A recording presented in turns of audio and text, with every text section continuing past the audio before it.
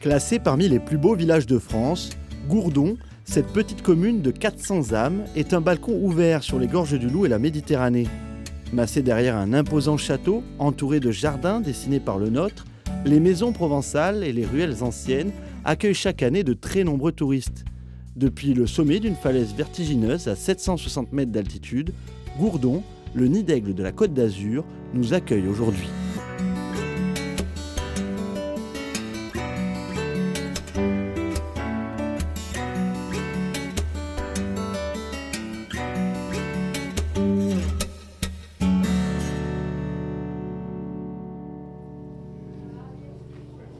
Bonjour sur Citizen Cannes TV, la TV des découvertes, dans un village qui, vous le voyez, est déjà en train d'être découvert ce matin par beaucoup de touristes qui le parcourent.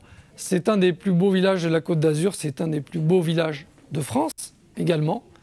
Il s'appelle Gourdon, vous l'avez vu, 700 mètres d'altitude, des spécialités, des métiers, d'artisanat, une vue splendide. Et des invités qui vont nous faire découvrir cette destination très particulière, qui est évidemment très prisée sur le plan touristique, nous vous l'avons dit, qui est également typique, car ici nous sommes au cœur de la Provence d'altitude.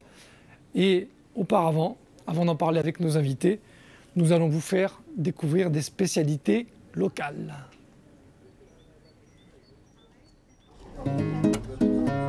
Pain d'épices, savon, sculpture en verre, de l'artisanat à chaque coin de rue.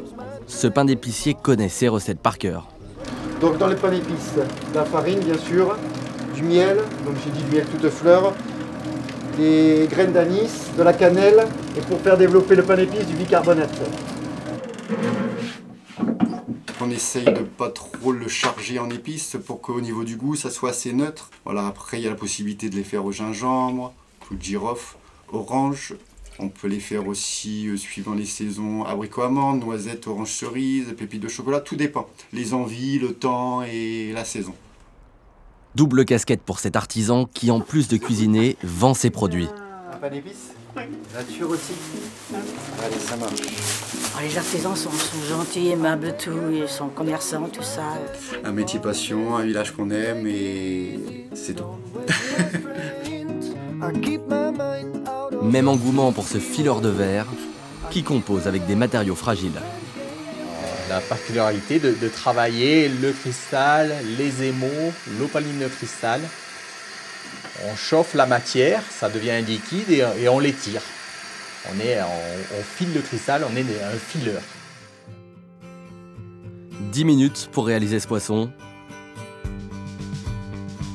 Des centaines d'heures pour ce carrosse créé par son père.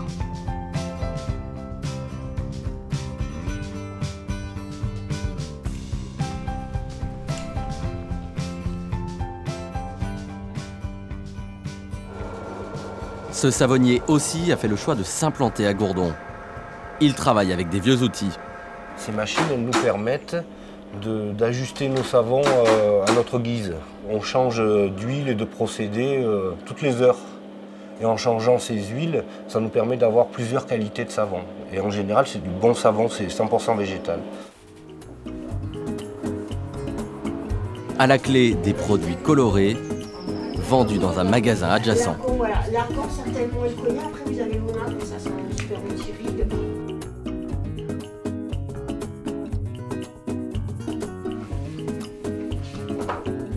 Ces centaines de produits devraient trouver preneur. 1 million de touristes sont attendus d'ici fin octobre.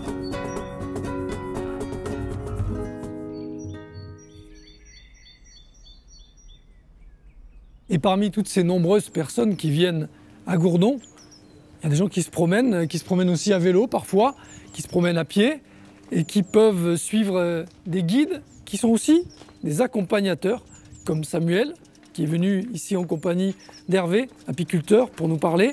Samuel, donc vous êtes accompagnateur, la différence avec un guide?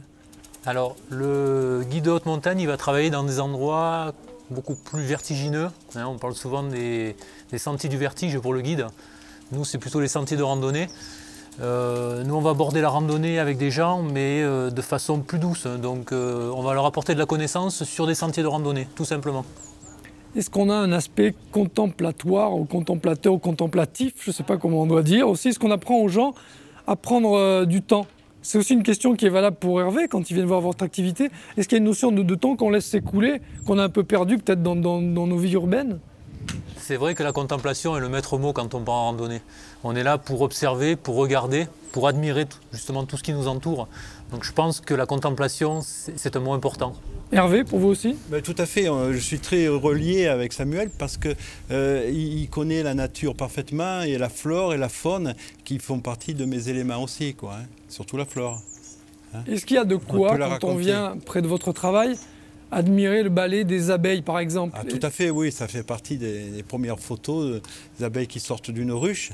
Et c'est vrai qu'en observant, au bout de quelques années, après les avoir observées, on peut très bien savoir ce qui se passe dans la ruche.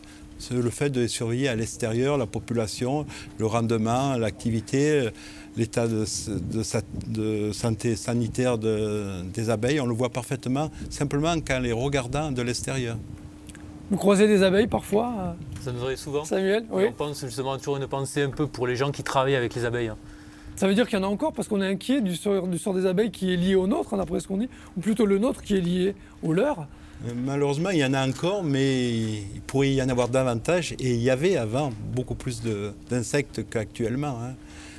Il y en a de moins en moins, de toutes sortes d'insectes. Il n'y a pas que l'abeille qui subit notre civilisation, hein, je pense. Vous avez déjà goûté, Samuel, du miel local? Je suis un amoureux du miel. Ah! C'est quelque chose qui fait partie aussi de notre nourriture quotidienne. On dit toujours que prendre une cuillère de miel le matin nous guérit pour la journée. Oui. Oui, c'est vrai, même les cyclistes, à l'époque, ils mettaient toujours du miel dans leur eau pour se donner des forces supplémentaires sur les cols. Vous en avez vu ici? Le Tour de France est passé ici? Pas très loin, mais pas à Gourdon même, non. Ouais. Alors et vous-même, Hervé, est-ce qu'il vous arrive de faire des randonnées? Oui, ça m'est arrivé, ouais, bien sûr, parce que pour découvrir la nature, il faut la fréquenter. Et pour la fréquenter, il faut prendre les sentiers et les suivre jusqu'au bout.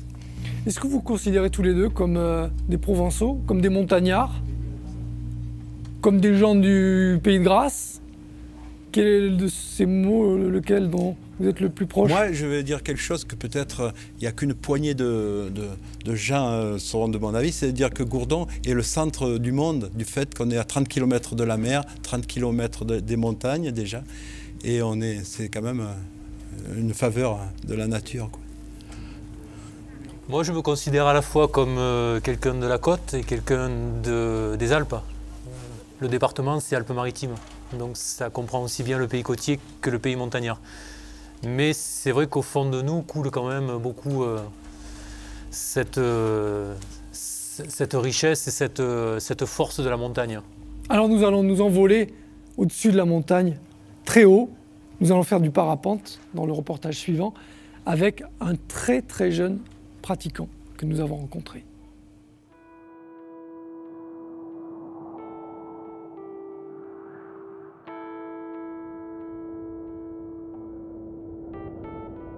Loin de l'agitation du littoral, le balai de parapente et de deltaplane bat son plein dans l'un des plus beaux sites de vol libre de la région.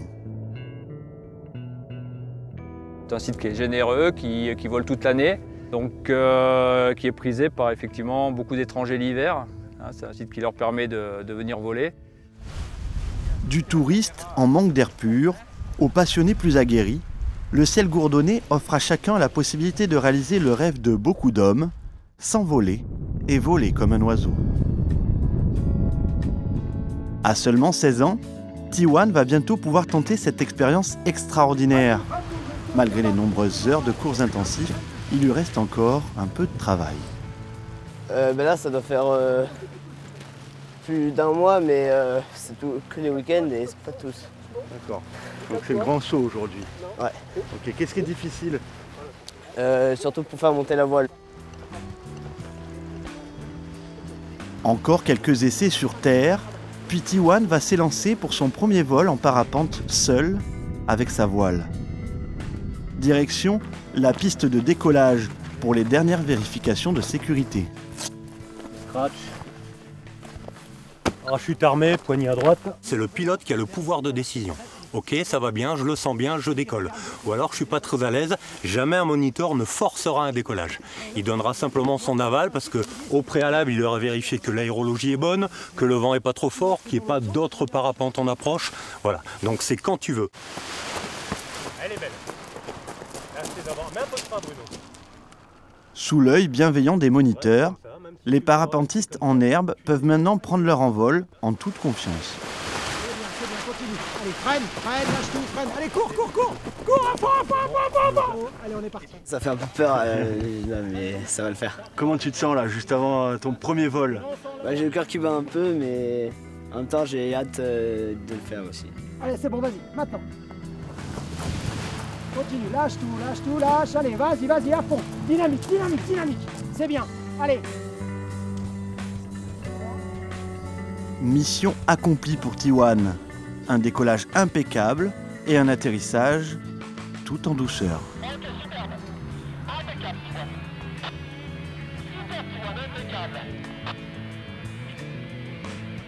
C'était super, j'ai bien aimé glisser, voler avec le vent. Ouais. Comme Tiwan, de plus en plus d'adeptes s'essayent à Gourdon à la pratique du parapente qui fête cette année ses 50 ans. Avec à la clé, une vue imprenable sur le village.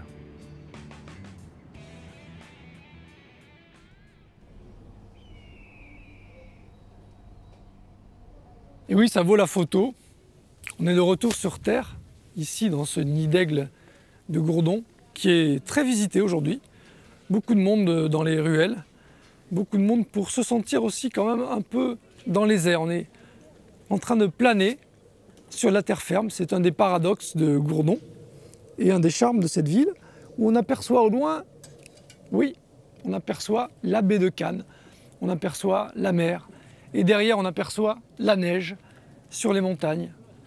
Il y a une vie naturelle, il y a aussi une vie artisanale, il n'y a pas que la vue. Et cette vie, nous vous l'avons présentée sur Citizen Cannes, et vous pouvez la retrouver aussi dans un ouvrage que nous sommes en train de vous montrer, avec beaucoup d'informations pratiques, comment venir ici, que découvrir, comment y aller bien sûr, avec une route excellente, malgré la hauteur et l'altitude de ce village au Perché.